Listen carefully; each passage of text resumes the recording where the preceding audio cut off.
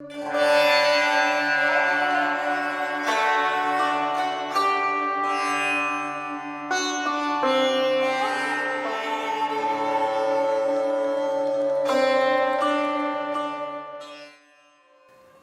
morning, everyone.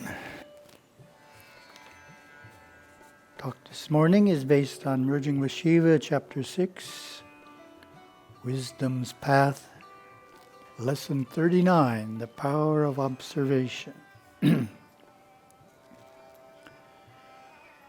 Observation is the first faculty to appear in the awakening of the superconscious regions. Observation, when perceptively performed, is cultivated by abstinence from excessive talk.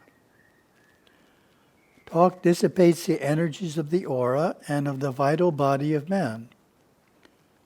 A mystic generally does not talk very much, for his intuition works through reason, but does not use the processes of reason.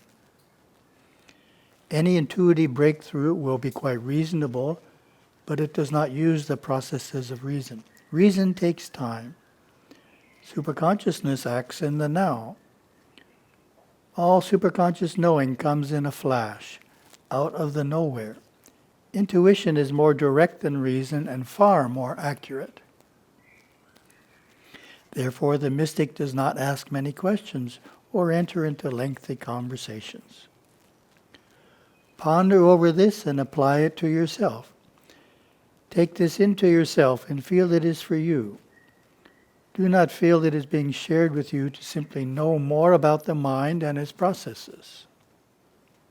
Apply it to yourself, for you are on the spiritual path toward merger with Shiva. Begin to feel that observation is one of your finest faculties, one that you most cherish. It is the first faculty of the awakening of your superconscious. Mentally say to yourself many times, I have good observation. Therefore, I am superconscious. This will help you to program your subconscious to accept the fact that yes, you are a superconscious being, not a temporal being that is only on this planet a short span of years and then disappears forever. Remember, your powers of observation are cultivated by abstinence from excessive talk.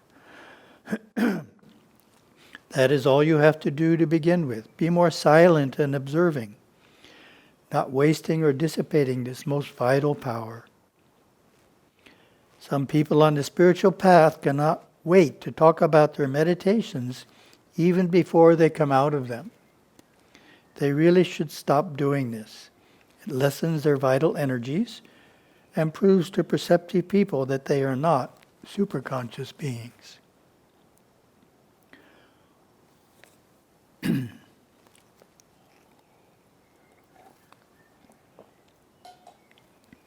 I looked up the Shum word for observation, and it relates first to glance, view or glimpse.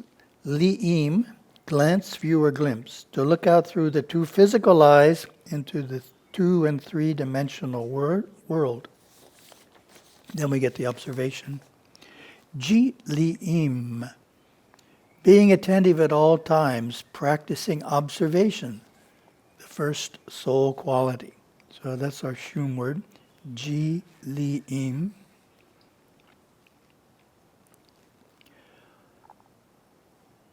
A related idea to observation when perceptively performed is cultivated by abstinence from excessive talk. Gurudeva doesn't develop this in that particular lesson, but develops it elsewhere.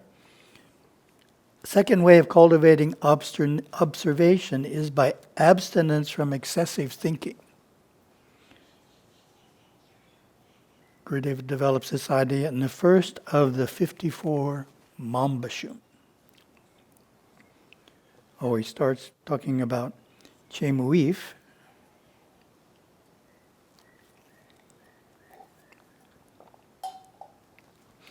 Chemuif is a 6-dimensional monogram through which we find the spiritual practice that should be performed constantly throughout our life.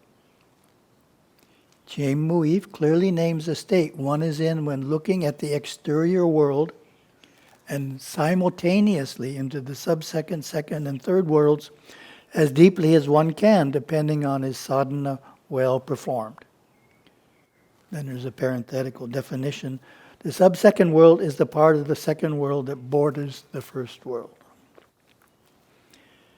The Mahadevas of the third world are in a state of Cheng Muif during the intensity of a puja, when the screen of the sub-second world is stretched tight and they can look into the first world. It's an important idea.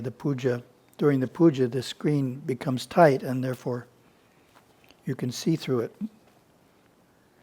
The individual is in a state of Cheng Muif who, with eyes open, reminisces just having had a vision of a deva in the second world or a Mahadeva in the third world.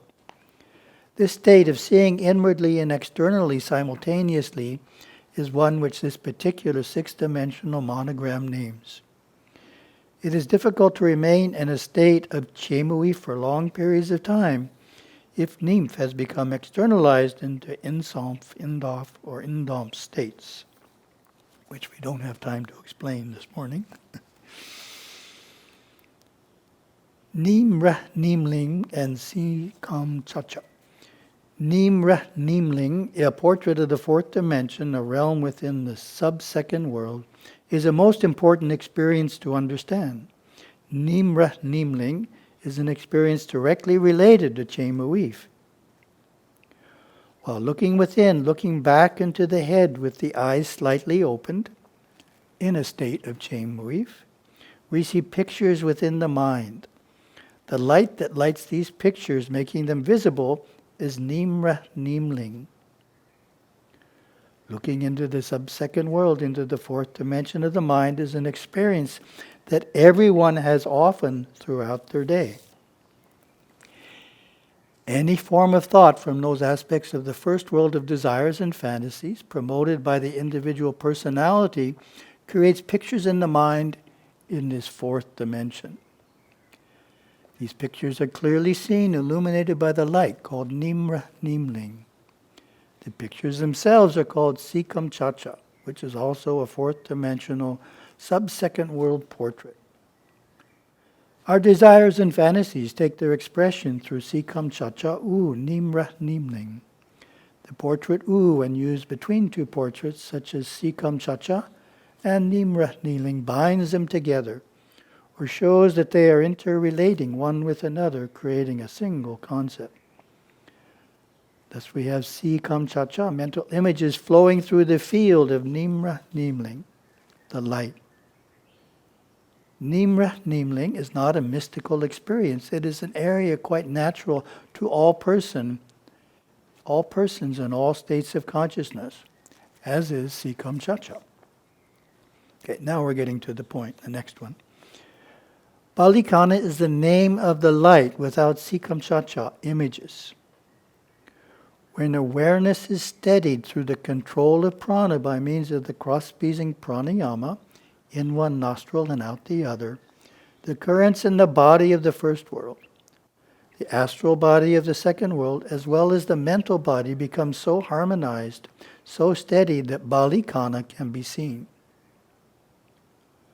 When you have succeeded in removing all Sikam Chacha and are seeing nothing but a moon-like glow where the mental pictures, Sikam Chacha, used to be, this is called Balikana. Balikana is another name for the same light of the mind seen while experiencing the state of Cheng Muif when Sikam Chacha, mental pictures, are not present. Nimra Nimling names the same light when Sikam Chacha is present. The portrait, Milinaka, names the same light Balikana experienced over a long period of time. The state of Kaif can easily be attained through first obtaining Balikana, then prolonging it to Milinaka. Then awareness will naturally be aware of itself as you sit in the concentrated bliss of Kaif. I stuck in the definition of Milinaka, which is Balikana sustained over a long period of time. When Balikana is seen as a natural state all through the day, you are in a state of Milinaka. You may be wondering exactly how you would function through the day without thinking, in a state of Milinaka. Many things are done through the day without thinking about them. You digest your food. You perform various duties through habit once they have been well learned. When driving an automobile, you have to think to learn how to drive it. Later it becomes automatic to you. In fact, for Sikam Chacha, mental pictures, to come unbidden across Nimra kneeling is a disease. It is like an itch that always needs scratching. The more you scratch, the more it itches. One should only create Sikam Chacha when there is a definite subject matter one chooses to think about. Sikam Chacha Unimra kneeling is not the natural inner state of man. So all of that is Gurudeva's way of explaining, for a mystic, we don't want to always be thinking. Thinking is something we should turn on and off, just like a computer. Computers are a useful tool if you use it only when you need to use it to do something. But if you're kind of stuck in it all day, exploring this and that at random, then it's ramifying the mind, whereas as a tool, it can help you do things more efficiently. So we turn it on, we do something, and then we turn it off. Likewise, we want to look at our thinking process as the same thing. There's no reason to have it turned on if we don't need it to analyze something. Otherwise, we keep it turned off, and through a state of Chemuif, looking within and without simultaneously, we see the natural light of the mind, which in Shum is called Balikana.